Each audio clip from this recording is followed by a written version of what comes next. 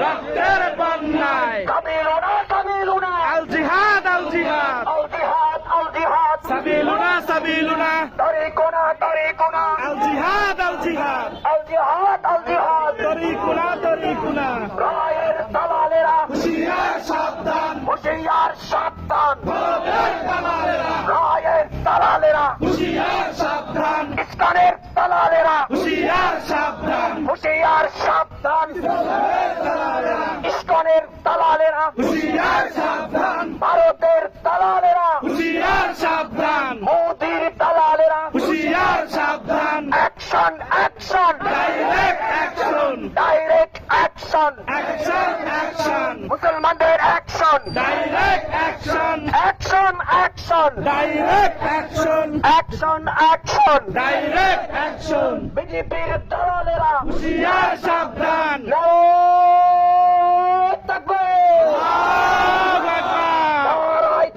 রাসূলের শত্রুর ব্যাপারে ইসলামে কি বিধান? আল্লাহ রাসূল সাল্লাল্লাহু আলাইহি ওয়াসাল্লাম বলেন, মান সাব্বা নবিয়ান ফাকতুলুহু, যে ব্যক্তি নবীকে গালি দেবে তোমরা তাকে হত্যা করো। সুতরাং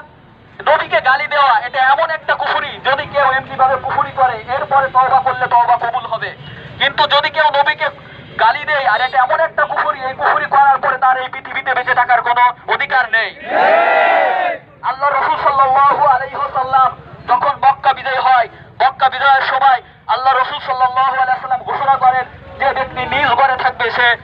সুরক্ষিত থাকবে, যে ব্যক্তি আবু সুফিয়ানের ঘরে থাকবে সে সুরক্ষিত থাকবে, যে ব্যক্তি কাবা ঘরের ভিতর থাকবে সে সুরক্ষিত থাকবে। কয়েকজন ব্যক্তি বাদে যারা আল্লাহ রাসূল সাল্লাল্লাহু আলাইহি ওয়াসাল্লামের শানে, আল্লাহ রাসূল সাল্লাল্লাহু আলাইহি ওয়াসাল্লামের ব্যাপারে ব্যঙ্গ করত, বিদ্রূপ করত, এই সমস্ত ব্যক্তির ব্যাপারে আল্লাহ রাসূল সাল্লাল্লাহু আলাইহি ওয়াসাল্লাম বলেছেন, এদেরকে যেখানেই পাবে তাদেরকে হত্যা করবে।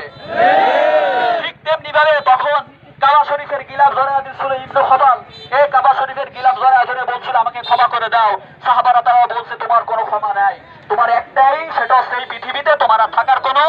অধিকার নাই। সুতরাং বলতে চাই, আপনারা সাবধান হয়ে যান, আপনারা যেই হন না কেন, নাস্তিক হোক অথবা মুসলমানদের ভিতর যা হোক অথবা যেই হোক না কেন, যে ব্যক্তি আল্লাহ রসুলের শানের খিলাফ করবে, যে ব্যক্তি আল্লাহ রসুলের বিরুদ্ধে বিয়াদবি করবে, তার একটাই শাস্তি, সেটা হচ্ছে এই পৃথিবীতে থাকার কোনো